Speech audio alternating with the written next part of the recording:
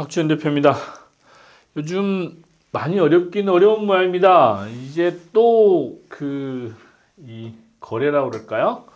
우리 이제 소액으로 자산을 가지고 계신 분들 투자를 좀 제가 느끼기는 좀 안 나와도 될 기사 같은데 나오는 것 같아요. 이 빌라 투자 33개월 만에 최대폭 상승했다 이런 뭐 기사를 가지고 그 빌라 투자를 약간은 부추긴다라는 생각도 살짝 들고, 실제로 이게 지금 빌라 시장이 예를 들면 실거주 하시는 분들이야 상관은 없지만 투자로서의 이게 매력이 진짜 있는지 조금 더 이제 말씀을 좀 드려보는 게 맞는 것 같아요. 왜냐하면 이제 아파트보다는 빌라 시장이 아무래도 이제 자산이 좀 적으신 분들이 우리 일반 서민들이죠. 서민들이 이제 거주하시는 이제 주거 형태다 보니까 이제 아파트가 너무 가격이 오르고 이제 하다 도저히 안 돼서 나는 그 빌라라도 가서 살래라고 이제 하시다 보니까 지금 이제 차선책으로 선택하시잖아요. 대부분 이제 아파트를 선호하시긴 하는데, 그럼에도 불구하고 이제 내가 가진 자본이 그렇게 크지는 않다 보니까 이제 차선책으로 빌라를 선택하시는데, 이 빌라를 지금 실거래가가 예를 들면 3,000건 이상 이렇게 늘었다고 해요. 실제로 전세 사기 사건, 그러니까 2021년도에 전세 사기 사건 나기 전까지는 뭐 한 5,000건 정도 이렇게 거래가 됐다가 거래가 정말 많이 안 됐었어요. 빌라 시장은. 사실 이제 이 빌라 시장 같은 경우는 거래가 됐다 하더라도 이게 거래가 빌라 자체에 뭐 분양하고 이런 거래도 있었겠지만 기존에 이제 다세대 다가구로 쓰던 거를 근생으로 이렇게 바꾸는 거래들이 좀 있었어요. 그러다 보니까 이제 거래량이 포함된 것도 있는데, 실제로 시장에서 저희가 보기에는 이 빌라 시장은 침체라고 표현할까요? 거래가 안 되고 있는 건 사실입니다. 사실인데, 왜냐하면 지금 이제 빌라 투자 같은 경우는 현실적으로 조금 우리 주거 트렌드죠. 주거 트렌드가 바뀌고 있는 과정에 이 예전 산물이죠. 예전에 이제 주거 형태의 산물이라고 할 수 있어서 제가 보기에는 재개발이죠. 뭐 정비 지역이나 뭐 이런 재개발 지역들에 포함돼서 개발이 돼서 아파트로 들어오는 지역들 투자는 가능할 수 있지만, 그럼에도 불구하고 뭐 한남 1, 2, 3, 4 구역도 있잖아요. 이제 그런 지역들은 포함될 수 있긴 한데, 그럼에도 불구하고 지금 이런 빌라를 사셔가지고 들어가시는 게 여러분들 자산을 늘리는 방법일까라는 부분은 심각하게 고민을 해보시는 게 맞다라고 저는 판단이 돼요.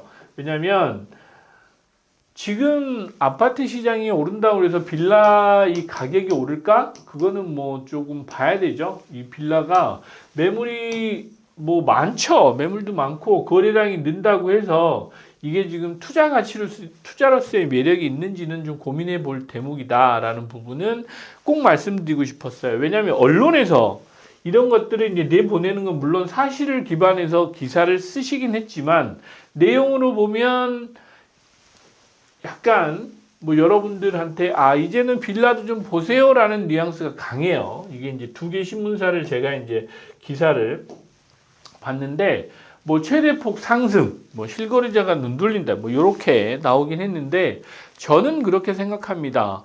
실제로 아파트도 지금 양극화라고 그래서 차별화되고 있는 시장인데, 특히 뭐 10억 이하짜리들, 10억 이하의 젊은 분들이 사시죠. MZ세대들 뭐 서울 외에 경기도권이나 지방이나 또 서울이라고 하더라도 약간 그 중심 쪽에 들어오지는 못하고 사이드 쪽으로 나가시는 경향도 있는데, 그런 아파트를 사시는 거 포함해서 이런 빌라 투자가 진짜 투자일까? 물론 실거주를 위해서 내가 어쩔 수 없이 나는 필요하다라고 이제 생각하실 수도 있지만, 투자로서의 매력은 좀 그렇게 크지 않기 때문에 제가 이제 드리고 싶은 말씀은, 언론에 이렇게 나온다고 해서 여러분들이 뭐 투자를 지금 고려하시는 게 좀 신중하셨으면 좋겠다라는 말씀을 드리고 싶었어요. 물론 언론은 사실관계를 이제 얘기를 해야 되지만, 그 사실을 기반으로 해서 뉘앙스 자체는 사실 이런 상승이라고 표현하는 게 맞는지 모르겠어요. 저는 그동안 지금 한 5년 동안 21년도부터 시작해서 한 3, 4년, 4, 5년 동안 이 침체기를 거쳐서 했는데 물론 이 침체기보다는 약간 뭐 상승을 했을 수 있죠. 왜냐면 워낙 다른 그 자산들이 많이 올랐기 때문에 빌라도 예를 들면 뭐 21년도에 5억이었는데 지금 이게 뭐 4억, 3억, 뭐 2억 이렇게 떨어졌다가 2억 5천이 되면 이게 상승일까요? 저는 이제 그런 고민을 해보는 겁니다. 그런 차원에서도 조금 여러분들이 빌라 매매하시고 이 거래하시는 거는 조금 그 투자 관점에서는 좀 신중하게 하셨으면 좋겠다. 언론의 기사만 보고 이렇게 부안해동 하시는 거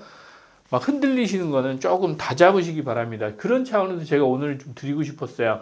왜냐면 제 마음은 그렇습니다. 이분들은 어찌됐건 우리가 사회에서 보면 같이 성장해서 가야 될 젊은 분들이 많아요. 젊은 분들이 많은데 그런 젊은 분들한테 이게 자산이 늘지 않는 이런 거를 그냥 부추겨서 물론 젊으시니까 그렇게 고생을 하실 수 있지만 투자 관점에서 보면 매력이 없는 이걸 가지고 꼭 뭐 실거래를 하셔서 매입을 하시는 것보다는 근데 이제 사람이 욕심이 끝도 없어서 조금 오른다라고 하면 사시는 분도 있더라고요. 물론 저희 관점에서 보면 뭐든지 이렇게 거래를 하시는 게 맞긴 하지만 빌라 시장 활성화를 위해서는 여러 가지 지금 이제 규제를 조금 더 완화해 줄 필요가 있는 부분도 있고 이제 주택수에 포함되는 부분이나 이제 아파트 청약이나 이런 걸 하시기에는 빌라를 잘못 사시면 청약 기회도 날리기 때문에 그런 부분까지 좀 꼼꼼히 따져 보시고 이렇게 투자를 하시기를 추천드립니다.